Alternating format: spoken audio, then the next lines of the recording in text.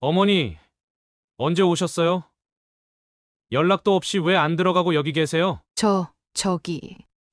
그게 우리 큰손주 과외를 한다고 해서 혹시 방해되는 거 아닌가 모르겠다. 지금쯤이면 끝났으려나. 과외요? 어머니, 그럼 과외한다고 해서 여기서 기다리고 계셨던 거예요? 아이, 그럼 우리 손주 공부하는데 노인네가 도와주지는 못할 망정 방해를 하면 쓰나. 난 얼마든지 기다릴 수 있어. 어머니, 몇 시 버스로 오신 거예요? 언제부터 기다리신 거예요? 아니야. 나 방금 왔어. 애미가 알려준 대로 터미널에서 버스 타니까 금방 오던데 뭐. 저 경비 아저씨가 맡겨주신 짐 찾아서 가야 돼. 저쪽에 들어가서 찾아오자. 저기 말이야. 그 노인네를 이 땡볕에 하루 종일 기다리게 하시면 되나? 응, 남일 같지 않아서 하는 말이야. 네, 땡볕에서 하루 종일 기다리시다뇨? 그게 무슨 말씀이세요, 어르신? 아니, 아무리 그래도 그렇지. 애가 과외하는데 노인네가 떠들면 얼마나 떠든다고. 요즘 젊은 것들은 아주 어른들을 위할 줄도 모르고 그러다가 노인네 땡볕에서 더위 먹고 쓰러지기라도 하면 어쩔라고. 사연을 듣고 난 후 각자의 의견을 댓글로 남겨주시기 바랍니다. 사연자분에게 큰 힘이 될 수 있습니다. 각색될 수 있고 사연자분의 입장에서 구성될 수 있습니다. 최영호 씨는 한 가정의 든든한 가장이라고 생각했던 60대 중반의 남성이었습니다. 그는 항상 가정을 위해 살았고 때로는 답답할 정도로 돈을 아껴가며 오로지 아내와 아이들을 위해 열심히 노력한 사람이었습니다. 하지만 이 세상은 그런 영호 씨를 힘들게 했습니다. 기가 막혔던 현실 앞에 모든 것을 정리해 버리고 나니 오히려 지금은 안정을 찾게 되었습니다. 아이들을 위해 열심히 살아가고 있는 영호 씨에게 몇 년 전 일어났던 기가 막힌 일을 지금부터 들려드리겠습니다.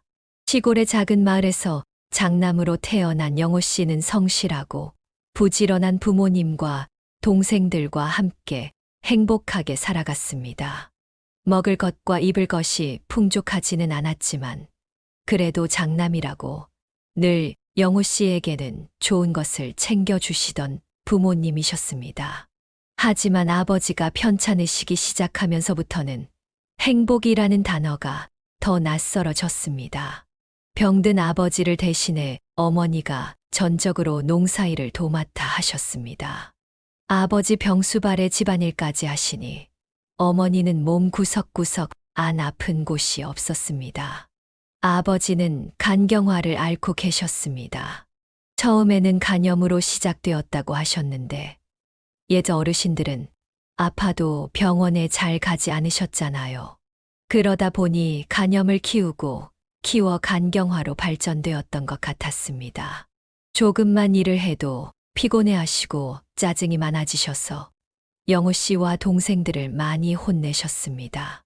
이때 동생들은 아버지가 무섭다며 영호 씨 뒤에만 졸졸 숨어 있었습니다. 10년 가까이를 누워만 지내시던 아버지를 대신해 어머니는 삼남매를 위해 닥치는 대로 일을 하셔야 했습니다. 그렇게 생긴 것이 허리 고질병이었는데 밤에 주무실 때마다 끙끙 앓는 어머니의 소리에 영호 씨 또한 가슴이 많이 아팠습니다. 부모님은 영호 씨가 어렸을 때 그 총명함을 보시고 이런 시골에서 살지 말고 꼭 좋은 학교를 가서 좋은 직장에 취업해야 한다고 말씀하셨습니다. 자신들처럼 살지 말고 넓은 세상으로 나가 살라고 하셨습니다. 하지만 아버지가 아프신 이후로 집안 사정 때문에 더 이상 그런 말씀조차 하지 못하셨습니다. 뻔히 아는 가정사에 영호 씨가 어떻게 대학에 가겠다고 우길 수 있었겠습니까?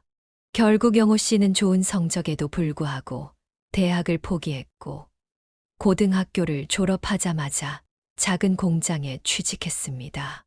야간 잔업도 닥치는 대로 해서 한 달에 벌어가는 돈이 꽤 되었지만 그 중에서 최소한의 교통비만 제하고 나머지는 모두 어머니께 가져다 드렸습니다. 어머니는 그 돈을 받을 수 없다고 하셨지만 영호 씨가 벌어다 드리지 않으면 당장의 아버지 약값도 병원비도 처리할 수 없는 상황이었기에 어머니는 눈물을 흘리며 어쩔 수 없이 받으셨습니다. 영호 씨는 그렇게 살았습니다. 남들이 보면 답답하다고 느낄 만큼 일만 하고 집만 오가면서 말입니다. 어떤 날은 맥주가 너무 먹고 싶었지만 사람들과 함께하는 술자리가 부담스러워 홀로 병맥주 한 병을 사서 마시며 집까지 걸어간 적도 있었습니다. 그러면서 마음속으로 생각했습니다. 언젠가 꼭 돈을 많이 벌어서 우리 가족들 내가 다 편하게 살게 해줄 거야. 그로부터 몇 년이 지나자 영호 씨의 월급은 조금씩 올랐고 학교에 다니던 동생도 졸업을 해서 돈벌이를 시작하니 가정 형편이 조금 나아지는 듯 했습니다. 하지만 편찮으셨던 아버지는 더 이상 기다려 주지 않으셨습니다. 결국 아버지는 오랜 기간 병마와 싸우다가 돌아가셨습니다. 어머니는 그 후로도 계속해서 농사를 지으시며 그동안 아버지 병원비와 생활비로 진 빚을 갚아 나가셔야 했습니다. 어머니는 영호 씨에게 따로 얼마 정도의 빚이 있다는 말씀을 하지 않으셔서 영호 씨는 그저 쉬라고만 말씀드렸습니다. 나중에 알고 보니 어머니는 여전히 빚을 갚고 계신 상태였습니다. 영호 씨는 좋은 기회가 생겨 좀 더 넓은 대도시 쪽에 있는 공장으로 이직하게 되었고 한창 피어오르는 청춘의 나이에도 불구하고 일에만 집중했습니다. 막내 동생이 그 당시 대학에 들어가고 싶다고 해서 영호 씨는 모든 것을 지원해 주겠다고 약속한 상태였습니다. 아버지가 돌아가시고 어머니는 농사를 짓느라 하루하루 힘이 드시니 작은 가장인 영호 씨가 동생의 미래를 지켜주고 싶었습니다. 영호 씨는 책임감이 강한 편이라 동생이 하는 말을 듣고 모른 척할 수 없었습니다. 동생도 열심히 공부한 덕분에 장학금을 받게 되었고 덕분에 영호 씨의 짐도 덜어주며 결국 좋은 회사에 취직할 수 있었습니다. 4년 동안 동생의 생활비와 등록금 대부분을 지원하다 보니 영호 씨의 청춘 시절은 그렇게 지나가 버렸습니다. 어느덧 눈을 떠보니 영호 씨는 30을 훌쩍 넘긴 나이가 되어 있었습니다. 이 나이가 되도록 여자 경험 한 번도 없이 지냈다는 것이 친구들 앞에서 꽤 부끄러운 일이기도 했습니다. 중학교 때부터 친하게 지내던 친구가 영호 씨에게 여자를 꼭 소개시켜 주겠다며 3명 정도를 연이어 소개시켜 주었는데 마지막에 만난 여자가 영호 씨의 마음에 쏙 들어왔습니다. 작고 아담한 키에 발랄하고 귀여운 말투를 가진 그녀는 영호 씨가 연애의 경험이 없다는 것을 믿지 않으며 농담 삼아 놀리기도 했습니다. 에이, 거짓말하지 마세요. 요즘 그런 남자가 어딨어요. 말도 안 돼. 아이, 정말입니다. 저 진짜예요. 여자 진짜 몰라요. 거짓말. 사귀지는 않았어도 여자 경험은 있었을 거 아니에요. 다른 사람은 속여도 저는 못 속여요. 아이, 정말 없는데 저 진짜 총각이에요. 어머나, 정말이에요? 얼굴 빨개지셨다. 진짠가 봐. 어머, 웬일이야. 웬일? 그녀의 귀여운 놀림에 영호 씨는 얼굴이 빨개져 버렸습니다. 하지만 그런 그녀의 놀림이 영호 씨에게는 왠지 기분이 좋았습니다. 그 후에도 그녀는 영호 씨가 이 세상에서 찾아보기 힘든 신선한 스타일이라며 놀려대고 웃곤 했습니다. 그럴수록 영호 씨는 점점 그녀에게 빠져들어갔습니다. 그녀는 무엇이든 자기가 주도하는 스타일이었습니다. 하고 싶은 것이 있거나 먹고 싶은 것이 있으면 미리 계획을 짜고 함께할 사람도 직접 골랐습니다. 그때는 사귀지는 않더라도 그녀의 곁에 거의 영호 씨가 있었기 때문에 그녀는 영호 씨와 함께 모든 스케줄을 계획했습니다. 그녀는 싫은 사람, 좋은 사람, 그리고 좋았다가 싫어진 사람을 정확하게 구분하며 행동했습니다. 한마디로 그녀는 실증을 잘 내는 편이었습니다. 그래서 매번 같은 음식을 먹거나 같은 패턴으로 움직이는 것을 싫어했습니다. 그러다 보니 당연히 사람에게도 금방 실증을 냈습니다. 영호 씨는 그 당시에 그녀만 졸졸 따라다니는 편이었습니다. 그녀는 퇴근하기 1시간 전에 영호 씨에게 전화를 걸어 몇 시에 어디로 나오라고 일방적으로 통보했습니다. 영호 씨는 그게 또 좋아서 나갔습니다. 단 한 번도 그녀의 말을 어긴 적이 없을 정도로 다 따랐습니다. 그것도 다 좋아하는 마음이 있어서 그랬던 것이 아니겠습니까? 어느 날도 그녀는 어김없이 영호 씨에게 전화를 걸어 자신의 회사 앞으로 오라고 했습니다. 오늘 시간 되죠? 나 6시에 칼퇴근할 건데 좀 일찍 나올 수 없어요? 네. 아, 오늘 일이 좀 많아서 저도 6시가 넘어서 퇴근할 것 같은데요. 어쩌죠? 오늘 제가 기분이 좀 별로라서요. 그냥 제 기분에 맞춰서 좀 일찍 와줘요. 그럴 수 있잖아요? 아이, 저도 그러고 싶은데 제가 사장이 아니다 보니 어떻게 할 수가 없을 것 같아요. 저번에도 그렇게 해서 일찍 퇴근하는 바람에 회사 다른 직원들이 나머지 일을 하느라 힘들었거든요. 어머. 됐어요. 알았으니까 그럼 이래요. 알았다고요.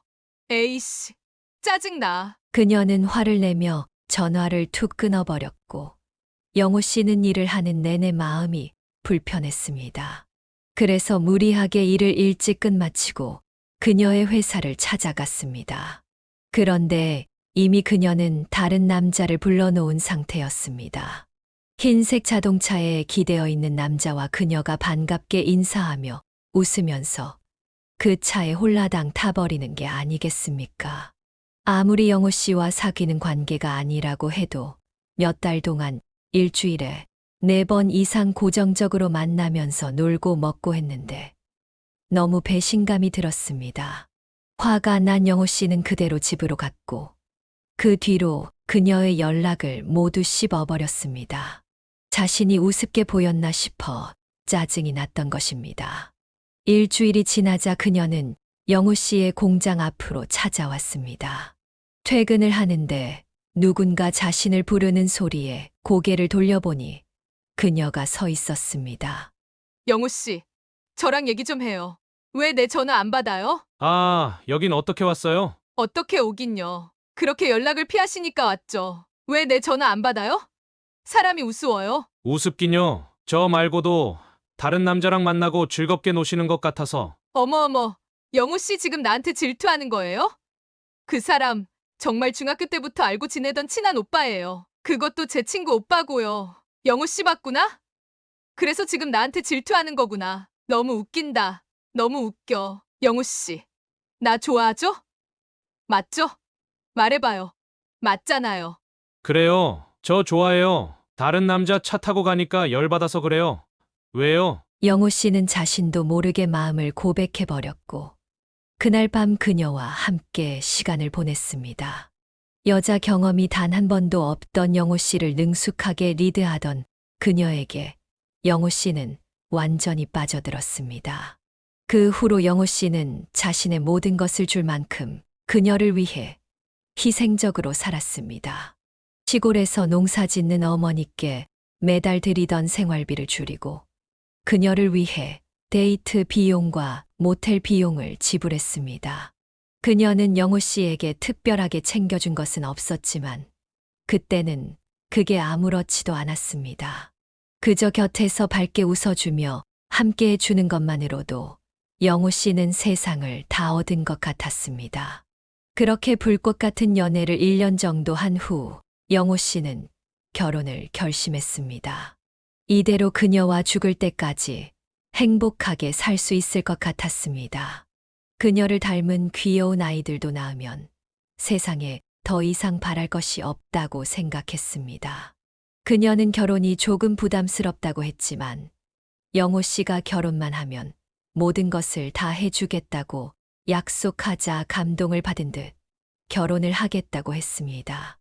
영호 씨는 세상을 다 가진 것처럼 기뻐하며 밥하고 빨래하고 청소하는 건 모두 내가 다 책임질게. 라고 했고 실제로 결혼 후에도 그렇게 살아갔습니다. 영호 씨는 원래 청소도 잘하고 부지런한 스타일이었기에 집에 있을 때도 잠시라도 가만히 있지 않고 바쁘게 움직였습니다. 하루 종일 공장에서 일을 하고 돌아와도 지저분한 집안, 꼴을 단 한마디의 말도 없이 다 치웠습니다. 하지만 아내는 그런 영호 씨에게 밥도 잘 챙겨주지 않았습니다. 하루는 영호 씨가 너무 힘이 들어 집에 돌아왔는데 혼자 TV를 보며 과자를 먹고 있는 아내가 조금 얄미워 한마디 했습니다. 저기 여보, 나 밥 좀 주라. 그래도 나 하루 종일 일하고 왔는데 저녁 한 끼는 챙겨줄 수 있잖아. 뭐, 당신이 결혼할 때부터 그랬잖아. 자기가 다 한다고. 그래서 나 결혼한 건데, 나 원래 집안일 못해. 밥도 잘 못하고 빨래도 잘 못하고. 당신이 괜찮다며 다 한다고 했잖아. 맞아. 그래, 내가 그랬어. 아니 근데 오늘은 내가 너무 힘들어서 그러는 거잖아. 이런 식으로 약속이 틀리면 나도 곤란하지. 이럴 줄 알았으면 내가 결혼을 왜 해? 그리고 집에 있는 게 뭐 쉬운 줄 알아? 나도 결혼해서 마음대로 밤에 친구들도 못 만나고 답답하고 힘들다고. 당신만 힘든 거 아니야. 그래, 알았어. 내가 미안해. 내가 약속 못 지켜서 미안하다고. 당신도 힘든 줄 몰랐어. 친구도 만나고 그래. 난 괜찮으니까 내가 알아서 차려 먹을게. 이후에도 아내는 밥 한 끼 제대로 영호 씨에게 해준 적이 없었습니다. 처음부터 영호 씨가 한다고 했던 일이니 그는 최대한 마음이 상하지 않도록 자기 자신을 잘 다스렸습니다. 하지만 문제는 아내가 영호 씨에게만 그러는 것이 아니라 시골에 계신 영호 씨의 어머니께도 그러는 것이었습니다. 영호 씨는 자신에게 그러는 것은 참을 수 있었지만 어머니를 홀대하는 것 같은 아내의 행동은 참기 힘들었습니다. 그래서 영호 씨는 최대한 어머니가 집에 오시지 않기를 바랐고 시간이 날 때마다 혼자서라도 시골에 가서 어머니를 찾아뵙곤 했습니다. 동생들 역시 이런 아내의 모습에 화가 났는지 얼마 후 아내가 임신했다는 소식을 들었을 때 어쩔 수 없이 화를 참았습니다. 영호 씨가 33이 넘어서 드디어 아기 아빠가 되던 순간을 그는 아직도 잊지 못했습니다. 영호 씨를 꼭 닮은 떡두꺼비 같은 아들이 세상에 태어난 날, 주체할 수 없는 눈물이 두 뺨을 타고 흘렀습니다. 하늘에 계신 아버지도 생각이 났고, 여태껏 고생했던 지난날의 순간들이 떠오르며 모든 것이 다 해결되는 것 같은 느낌이 들었습니다. 그 후 2년 후에 딸도 태어나 영호 씨는 일남일녀의 아버지가 되었습니다. 아버지로서 영호 씨는 자신의 아버지가 해주지 못한 부분을 채우기 위해 밤낮 없이 정말 열심히 일했고 아이들을 돌봤습니다. 그러던 중 영호 씨는 집 근처에서 PC방을 운영하는 박형을 알게 되었고 그 부부와 친하게 지내며 여러 가지 육아에 대한 도움도 받게 되었습니다. PC방을 운영하는 박형은 한없이 착한 사람이었고 영호 씨와 마찬가지로 아버지를 일찍 떠나보냈다며 친동생처럼 대해 주었습니다. 영호 씨는 평소에 밖에서 술을 잘 마시지 않았지만 박형과는 자주 술자리를 함께 했습니다. 때로는 아이들을 데리고 박형네 집에 아내와 함께 가서 잠을 자고 오기도 했고 다 같이 놀러 가기도 했습니다. 서로 부부간의 사소한 일도 다 알 만큼 영호 씨는 박형을 의지하며 살았습니다. 그렇게 그럭저럭 살아가던 어느 날부터인가 아내는 점점 외출을 하기 시작했습니다. 결혼을 하고 나서 바로 회사를 그만두고 집에서만 생활하던 아내는 자신의 인생이 허무하다고 하며 밖으로 나가 젊은 청춘을 즐기고 싶다고 말했습니다. 생각해봐, 여보. 내 나이 아직 30대인데 애 둘 키우느라 제대로 놀지도 못하고 말이야. 나중에 늙으면 놀 기운도 없다니까. 나 아직 젊고 예쁠 때 밖에도 나가고 예쁜 옷도 입고 그래야지. 안 그래? 그래, 뭐 당신 말도 맞는데 그럼 아이들은? 우리 아이들의 엄마면 그래도 엄마 역할이 더 중요한 거 아닐까? 난 그렇게 생각하는데. 참나.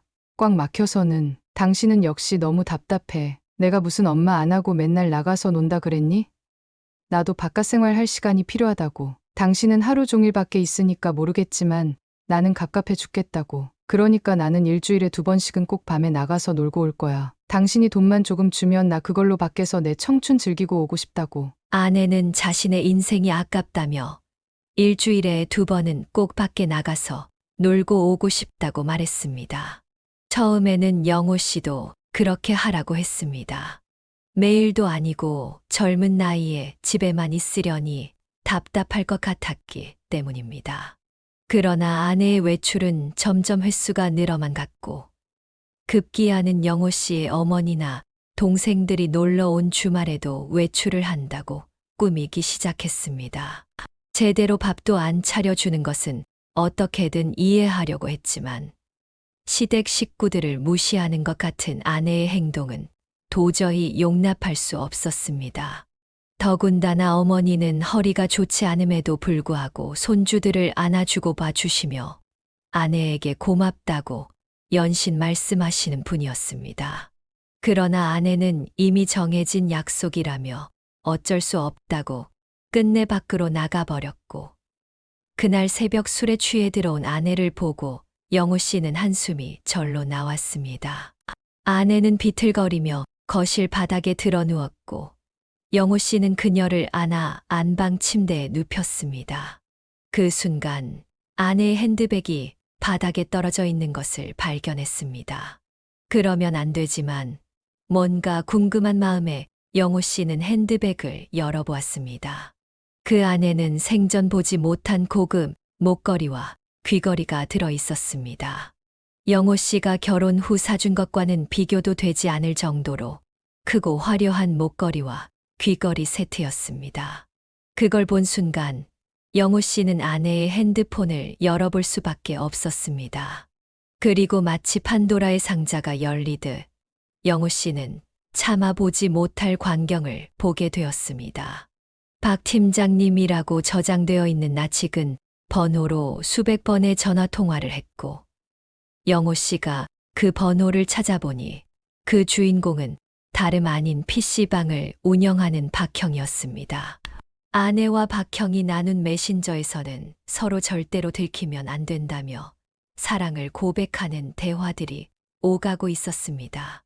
영호 씨의 두 손은 부들부들 떨렸고 당장이라도 아내를 깨워 모든 사실을 확인하고 싶었지만 집에 와 계시는 어머니와 동생들 때문에 참을 수밖에 없었습니다. 이 사실을 알게 되는 순간 어머니와 동생들이 받을 충격이 어마어마할 것 같았기 때문이었습니다. 잠들어 있는 두 아이의 모습을 보니 너무 불쌍해서 눈물이 앞을 가렸습니다. 아무것도 모르고 이 세상에 부모만 믿고 의지하는 아이들이라 영호 씨는 몇 날 며칠을 고민했습니다. 이 사실을 당장 밝히고 이혼을 해야 하는지 아니면 아이들을 위해 가정을 지켜야 하는지 말입니다. 아내의 당당한 모습을 보면 당장이라도 다 끝내버리고 싶었지만 아이들이 밟혀 영호 씨는 가정을 지키기로 결심했습니다. 영호 씨는 PC방 사장인 박형을 찾아가 알아듣기 쉽게 말을 꺼냈습니다. 정말 형이 이럴 줄은 몰랐어요. 진짜 어떻게 사람의 탈을 쓰고 이런 짓을 해요? 무슨 말이야, 갑자기. 너 뭐 잘못 먹었냐? 형, 제발요. 두 가정 다 파탄 내고 싶지 않으시면 여기서 그만하세요. 여기서 그만하시면 제가 모든 거 다 덮어두고 가정 지킬게요. 형수님에게 말하지 않고 우리 두 가정 안전하게 지키겠습니다. 그 대신 형이 꼭 약속해줘야 해요. 당황한 박형은 잠시 머뭇거리다가 영호 씨에게 무릎을 꿇고 사죄하며 앞으로 다시는 영호 씨의 아내를 만나지 않겠다고 약속했습니다. 영호 씨는 집에 돌아와 아내에게도 좋게 타일렀습니다. 여보, 혹시 나한테 뭐 숨기는 거 없어? 뭘 숨겨? 숨기기는 당신 뭐 잊혀진 같은 거라도 있어. 왜 그래, 갑자기? 그래, 난 괜찮아. 지나간 일은 그냥 다 묻어둘 테니까 앞으로 우리 행복하게 살자. 우리 아이들에게 떳떳한 부모의 모습을 보여주자고. 부끄럽지 않게 살아야 될 거 아니야. 알았지? 여보, 난 당신 믿어. 난 무슨 일이 있어도 우리 가정 지킬 거고 우리 아이들 행복하게 해줄 거야. 갑자기 무슨 말이야, 뜬금없이. 알았어. 당신 뜻 알았으니까 그만 말해. 그만해도 안다고. 그래, 고마워. 약속해줘. 꼭이야. 아유, 알았다니까. 그렇게 아내의 약속까지 받아내고 영호 씨는 뼈를 깎는 것 같은 고통을 느끼며 참았습니다. 사람들에게 단단히 일러두었으니 앞으로 다시는 이런 일이 없을 거라고 느끼면서 말입니다. 머릿속에 드는 오만 가지 생각이 너무 힘들어 일부러 몸이 불살라지도록 열심히 일했고 주말이 되면 아이들을 데리고 어디든 나갔습니다. 놀이동산도 가고 박물관 같은 곳도 찾아다녔습니다.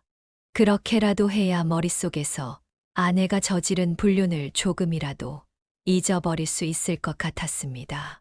그렇게 세월은 흘러 어느덧 아이들이 중학생이 되었습니다. 그동안 아내는 아이들의 교육에는 조금 신경을 썼지만 시댁과 영호 씨에 대해서는 큰 관심을 두지 않고 살았습니다. 하다못해 시어머니에 대해서는 시골에서 나는 소똥 냄새가 나. 라고 하며 곁에 가려고 하지 않았습니다. 영호 씨는 물론 아내에게 이런 부분에 대해서 충분히 말을 했습니다. 때로는 화를 내보기도 했고, 때로는 달래보기도 했습니다. 하나뿐인 어머니에게 이런 행동을 하는데 가만히 참을 수 있는 남자는 없었기 때문입니다. 하지만 아내는 달라지지 않았습니다. 그냥 듣기 싫은 말 억지로 대답하듯 알았다고만 했고 아내의 행동은 똑같았습니다. 영호 씨는 아내를 믿지 못하는 마음이 커졌고 급기야 홈 CCTV를 몰래 설치하게 되었습니다. 이렇게까지는 하고 싶지 않았지만 달라지지 않는 아내의 모습에 영호 씨도 참을 만큼 참았기 때문입니다. 그러던 어느 날 정말로 사단이 터지고 말았습니다. 한여름에 해가 쨍쨍 찌는 무더운 어느 평범한 날, 시골에 계신 어머니가 연락도 없이 갑자기 영호 씨의 집에 오신 것입니다. 어머니는 내가 모시러 온다고 할 것 같아서 무리하게 운전하지 말라고 혼자 왔다. 라고 말씀하셨습니다. 영호 씨는 그 말을 몰랐기에 저녁 퇴근 시간이 다 되어서야 어머니의 모습을 발견했습니다. 영호 씨가 살던 집은 오래된 아파트였는데 아파트 지상공터에 허리가 구부정한 노인 한 분이 서 계셨고 그분이 바로 어머니였습니다. 어머니, 언제 오셨어요? 연락도 없이 왜 안 들어가고 여기 계세요? 그래, 우리 아들, 우리 장남 왔구나. 오늘도 정말 힘들었지? 아니에요. 저 하나도 안 힘들어요. 얼른 들어가세요. 얼른. 저기. 그게 우리 큰손주 과외를 한다고 해서 혹시 방해되는 거 아닌가 모르겠다. 지금쯤이면 끝났으려나? 과외요? 어머니, 그럼 과외한다고 해서 여기서 기다리고 계셨던 거예요? 아이, 그럼 우리 손주 공부하는데 노인네가 도와주지는 못할 망정 방해를 하면 쓰나 난 얼마든지 기다릴 수 있어. 어머니, 몇 시 버스로 오신 거예요? 언제부터 기다리신 거예요? 아니야. 나 방금 왔어. 애미가 알려준 대로 터미널에서 버스 타니까 금방 오던데 뭐. 저 경비 아저씨가 맡겨주신 짐 찾아서 가야 돼. 저쪽에 들어가서 찾아오자. 어머니는 구부정한 걸음으로 경비실로 슬금슬금 걸어가셨습니다. 영호 씨는 어머니의 뒤를 따라 경비실 안으로 들어갔는데 마침 아파트 경비를 돌고 오신 경비 어르신께서 영호 씨를 보더니 한숨을 내쉬며 말씀하셨습니다. 저기 말이야. 그 노인네를 이 땡볕에 하루 종일 기다리게 하시면 되나? 응, 남일 같지 않아서 하는 말이야. 네. 땡볕에서 하루 종일 기다리시다뇨? 그게 무슨 말씀이세요, 어르신? 아니 아무리 그래도 그렇지. 애가 과외하는데 노인네가 떠들면 얼마나 떠든다고. 요즘 젊은 것들은 아주 어른들을 위할 줄도 모르고 그러다가 노인네 땡볕에서 더위 먹고 쓰러지기라도 하면 어쩔라고. 경비 어르신의 말을 들으니 순간 화가 치밀어 올랐습니다. 영호 씨는 빨리 들어가서 아내에게 모든 사실을 확인해야겠다는 생각이 강하게 들었고 어머니를 모시고 집으로 들어갔습니다. 현관문을 열자마자 강하게 치킨 냄새가 풍겨왔고 거실에서는 아내와 두 아이가 치킨을 먹으며 아내는 맥주까지 마시고 있었습니다. 영호 씨를 보고 흠칫 놀란 아내가 말했습니다. 아니, 당신 오늘 야근한다고 하지 않았어. 왜 이렇게 일찍? 여보, 오늘 어머니 오신 거 알고 있었어? 어머니가 왜 땡볕에서 기다리고 계신 거야? 설명 좀 해봐. 경비 아저씨 말로는 아까부터 오셔서 기다리셨다는데 이게 한두 번도 아니고. 뭐, 당신 무슨 소리야? 난 못 들었어. 못 들었다고. 생각해봐. 내가 왜 그랬겠어? 아니야, 여보. 아니라고. 잡아떼는 아내의 눈빛이 흔들리고 있었습니다. 그런데 치킨을 먹던 큰아이가 영우 씨에게 말했습니다. 아빠, 맞아요. 아까 엄마가 나 과외하는 중이라서 할머니 오면 방해된다고. 내가 그거 들었어요. 안 그래도 지금 할머니 어디 계신지 찾아보려 하던 중이었는데 엄마가 가지 말라고 했어요. 엄마, 왜 거짓말해요? 아니, 얘가 무슨 소리를 하는 건지 모르겠다. 난 몰랐어. 여보, 정말이라고. 나 못 믿어. 응? 나 믿는다고 했잖아. 영우 씨는 어머니와 아이들을 바라보며 깊은 한숨을 내쉬었습니다. 아내의 거짓말에 대한 분노와 실망이 밀려왔지만 가족을 위해 어떻게든 마음을 다잡으려 애썼습니다. 영우 씨는 아내의 변명을 들으면서도 어머니께 밥을 차려드려야 했습니다. 어머니는 하루 종일 땡볕에서 기다리셨는지 힘이 하나도 없으셨고 배가 고프다고까지 말씀하셨습니다. 어머니는 반찬도 별로 없는데 밥을 허겁지겁 드시기 시작하셨고 영우 씨는 그 모습을 보며 안도의 한숨을 쉬었습니다. 그리고는 주섬주섬 CCTV가 연결되어 있는 컴퓨터를 켰고 아내에게 마지막 경고를 했습니다. 여보, 정말이지 어머니 오신 거 모른 거 맞지? 알았어. 더 이상 설명하지 않아도 돼. 내가 이걸로 확인해 보면 다 아니까. 응. 그게 뭐야? 그게 뭐냐고? 아내는 흠칫 놀라며 컴퓨터의 화면을 끄려고 영우 씨 곁으로 다가왔습니다. 영우 씨는 그런 아내를 막아선 후 녹화된 내용을 확인했습니다. 그곳에는 차마 눈뜨고 볼 수 없는 장면들이 함께 녹화되어 있었습니다. 그 화면을 본 순간 온 집안은 피바람이 불었고 영우 씨는 눈물이 먼저 왈칵 쏟아졌습니다. 사람은 고쳐 쓰는 것이 아니라는 생각이 들었고 혼자 땡볕에서 기다린 어머니를 생각하니 분노가 치밀어 올랐습니다. 아내는 그 자리를 피하려고 얼른 밖으로 나가려 했지만 영우 씨는 아내의 손목을 잡아채며 뺨을 한 대 후려 갈겼습니다. 네가 이러고도 인간이야? 네가 사람이야? 왜 때려? 네가 뭔데 나를 때려? 니네 냄새나는 노인네를 왜 이 집에 들여야 하는 건데? 난 싫어. 싫다고. 뭐, 이년이 정말 뚫린 입이라고 함부로 말해. 네가 이럴 자격이나 돼. 어디서 할 짓이 없어서 친한 형이랑 바람을 피우고 그것도 모자라서 이렇게 당당하냐? 내가 분명히 경고했지. 한 번만 봐준다고 경고했잖아. 너, 내가 먼저 고소할 거야. 네가 감히 CCTV를 설치해서 나를 감시해? 너 고소할 거라고. 야, 내 집에 내가 CCTV 설치하는데 뭐가 잘못됐냐? 우리 집에 도둑 들면 도둑 잡으려고 설치한 거야. 그랬더니 이렇게 다 잡히잖아. 이 쓰레기 같은 것들아. 너 같은 년은 부모 자식도 다 팽개칠 년이야. 너 같은 년은 진짜 구제불능이라고. 시어머니와 영호 씨, 그리고 두 아이들까지 모두 아내를 원망하듯 쳐다보았습니다. 아내는 아이들에게라도 도움을 받고자 애타는 눈빛을 보냈지만 아이들도 아내의 행동에 분노가 느껴졌는지 아무 말도 하지 않은 채 아내를 째려보며 눈물을 흘리고 있었습니다. 특히 사춘기가 된 큰아들은 아내에게 엄청난 실망을 한 듯 조심스럽게 말했습니다. 엄마, 뭐 하는 거야, 이게? 우리 아들, 오해하지 마. 이거 다 아빠가 지어낸 거야. 지어낸 거라고. 모함이야. 니네 아빠랑 할머니가 나 이렇게 만든 거야. 다 거짓말이라고. 엄마, 그만 좀 거짓말해. PC방 삼촌 우리 집에 정말 자주 왔잖아. 아빠 할머니 집 가셨을 때도 왔고, 또 병원 입원하셨을 때도 왔고. 엄마, 나랑 동생한테 비밀로 하라고 했잖아. 괜히 아빠 알면 신경 쓰게 한다면서. 나는 그냥 그래서 말 안 한 건데. 할머니는 집에도 못 들어오게 하면서 그 삼촌은 맨날 우리 집에. 울면서 분노를 표출하는 큰아들을 보고 아내는 눈물을 흘리며 밖으로 뛰쳐나갔습니다.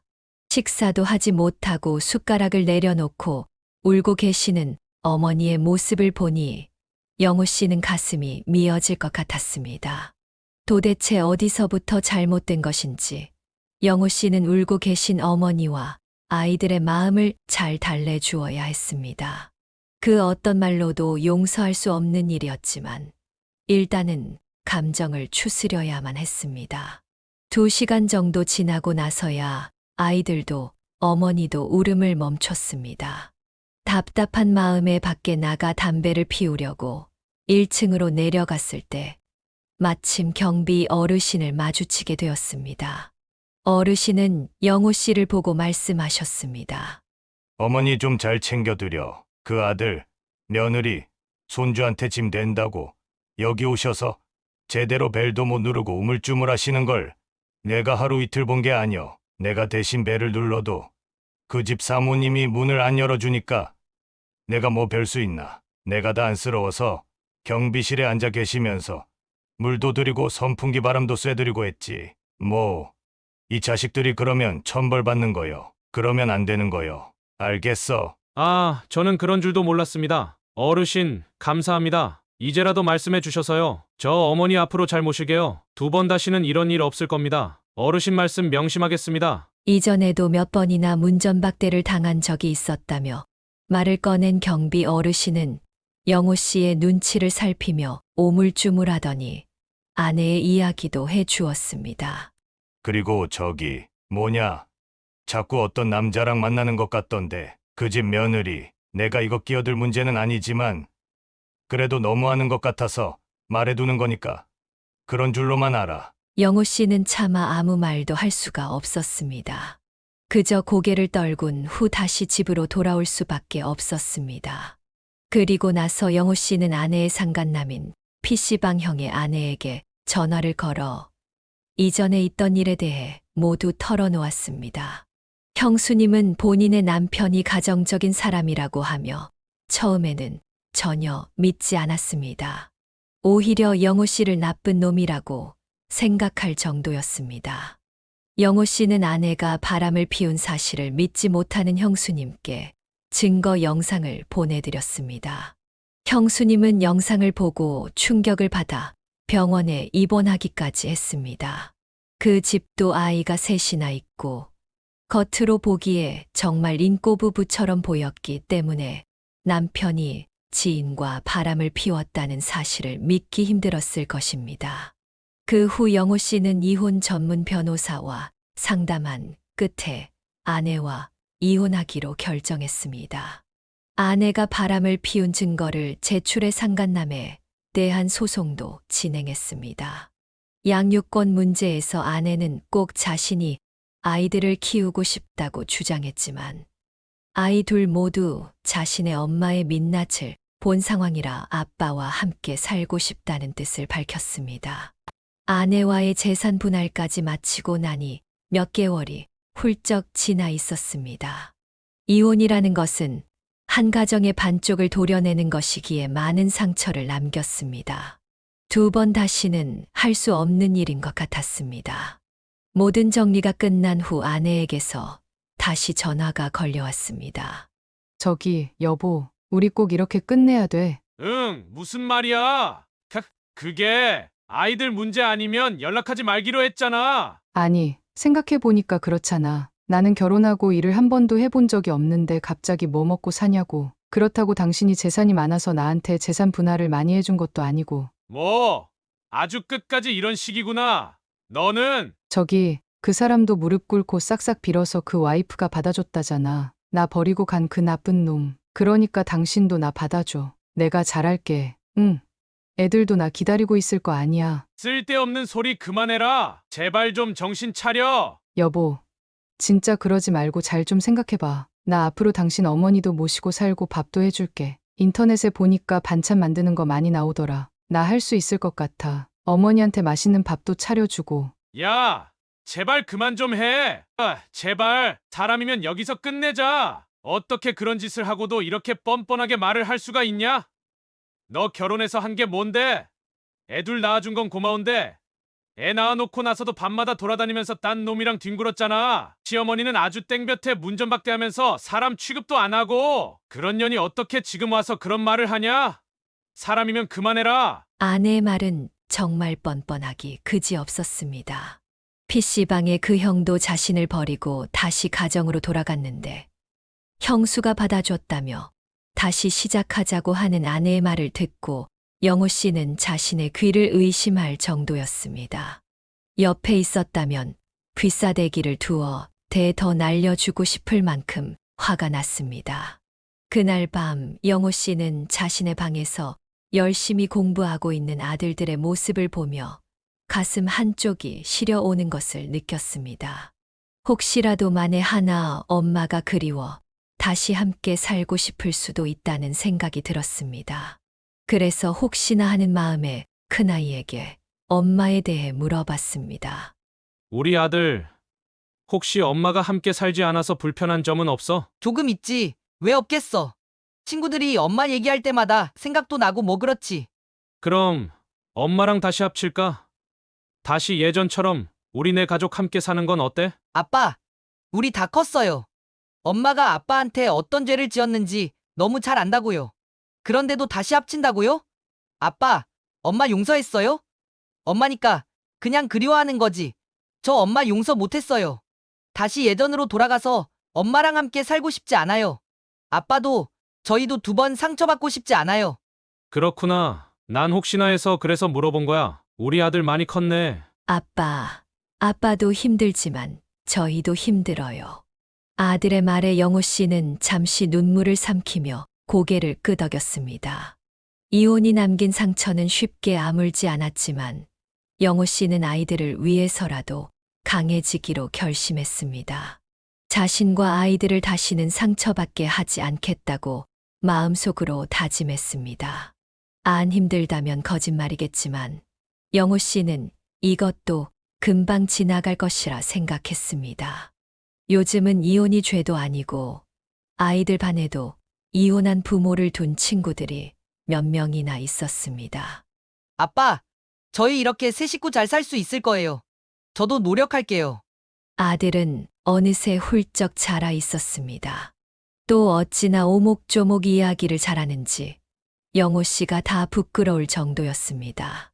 아이들이 어렸을 때 가정을 지키려고 모든 것을 감수하고 참았던 그때가 떠올랐습니다. 차라리 그때 더 과감한 결정을 했더라면 어땠을까 하는 생각도 잠시 스쳤습니다.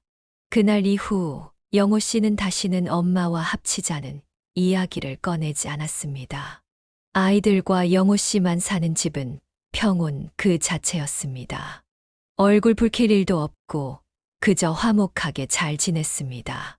때로는 너무나 조용할 정도로 각자 공부도 열심히 하고 자신의 교복 빨래도 미리미리 다 해놓았습니다.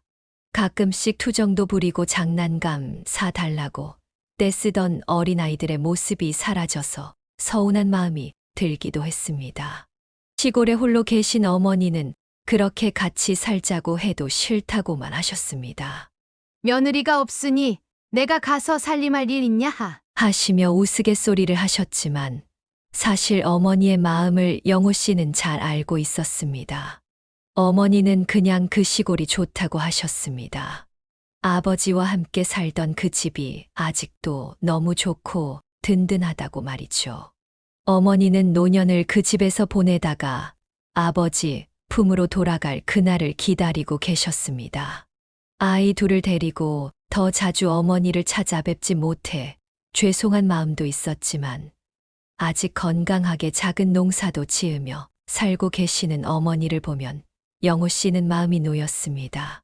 동생들도 어느덧 다 성장해 각자의 가정을 꾸리고 살고 있으니 영호 씨는 그동안 짊어졌던 장남의 무게를 이제는 조금 내려놓으려 했습니다. 사람의 인생은 정말 신기했습니다. 영호 씨는 자신의 인생에 이혼이라는 일이 생길 줄은 상상도 못했습니다.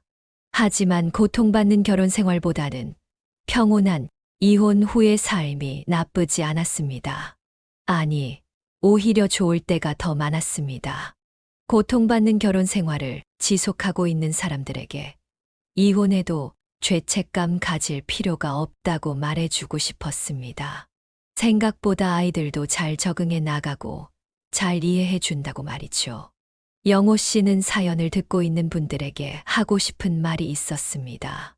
아이를 위해서 자신의 인생을 포기하지 마세요. 자신이 행복해야 아이들이 행복한 거예요. 지옥 같은 결혼 생활 유지는 결국 아이들도 불행하고 불안하게 만드는 것일 뿐이에요. 그 대신 자유롭게 살되 같이 살지 않는 부모와도 연락하게 해주세요. 영호 씨는 자신 앞날을 생각했습니다. 60대 중반이 된 지금부터 다시 시작한다는 마음으로 살아가려 했습니다. 새로운 사랑이 나타나면 피하지 않고 받아들일 것이었습니다. 여기까지가 최영호 씨의 사연이었습니다. 의연하게 이혼을 받아들인 영호 씨가 멋집니다. 사연을 듣고 댓글로 의견을 남겨주시기 바랍니다. 사소한 의견일지라도 사연자분에게는 큰 힘이 됩니다. 노골적인 악성 댓글은 사연자분에게 상처가 될 수 있으니 삼가주시기 바랍니다.